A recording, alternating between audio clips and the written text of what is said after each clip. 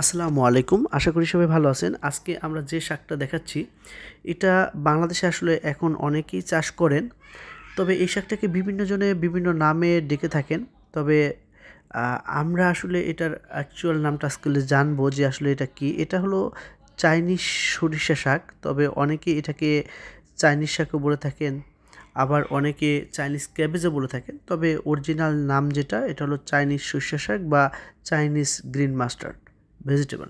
তো যাই হোক, আজকে আমরা আরেকটু জানবো যে এই শাকটা কীভাবে চাষ করা হয়। এটা সাধারণত চাষ হয়ে থাকে শীতের সময়ে, এবং বাংলাদেশে বলা চলে যে শীতের সময়টা এর ভালো প্রোডাকশন পাওয়া যায়। আর এটাকে যদি হারভেস্ট না করা হয়, তাহলে বাংলাদেশে যেমন সরিষা ফুল থেকে হলুদ ফুল, সরিষা থেকে হলুদ ফুল বের হয়, এবং সরিষা যেমন লম্বা লম্বা বীজের মতো হয়, এবং সেটার ভিতরে বীজ থাকে। যে ফলটা হয় সে ফলের মধ্যে বীজ থাকে। তো এরকম আর কি সেম আসলে এই শাকেও হয়ে থাকে। তো যাই হোক, আজকে আমরা যে ব্যাপারটা নিয়ে কথা বলবো যে এই শাকটার পুষ্টিগুণ কী বা এই শাকটার আসলে উপকারিতা কী। তো দেখা যাক আজকে আমাদের ভিডিও। তো এই শাকের উপকারিতা কী?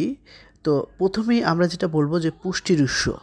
চাইনিজ সরিষা শাকে ভিটামিন এ, সি এবং কে সমৃদ্ধ, যা দৃষ্টিশক্তি, ত্বক এবং রোগ প্রতিরোধ ক্ষমতা বৃদ্ধি করতে সাহায্য করে।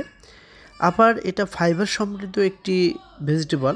এটি উচ্চ পরিমাণের ডায়েটারি ফাইবার প্রদান করে, যা হজমে সহায়ক এবং কোলেস্টেরলের মাত্রা কমাতে সাহায্য করে থাকে। অ্যান্টিঅক্সিডেন্ট গুণ।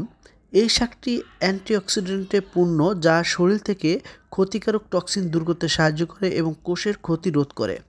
হৃদরোগের ঝুঁকি কমানোর জন্য এই শাকটি সাহায্য করে থাকে, কারণ এই শাকে উচ্চ পরিমাণের পটাশিয়াম এবং ম্যাগনেসিয়াম রয়েছে, যা হৃদযন্ত্রের স্বাস্থ্যের জন্য উপকারী এবং রক্তচাপ নিয়ন্ত্রণে সাহায্য করে থাকে।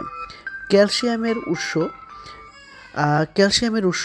চাইনিজ সরিষা শাকের মধ্যে ক্যালসিয়াম থাকে, যা হাড়ের শক্তি বৃদ্ধি এবং শক্তি বৃদ্ধিতে প্রতিরোধ করতে সহায়তা করে। ডিটক্সিফিকেশন। এই শাকটি লিভার পরিষ্কার করতে সাহায্য করে এবং শরীর থেকে বিষাক্ত উপাদান দূর করতে সহায়ক হিসেবে কাজ করে।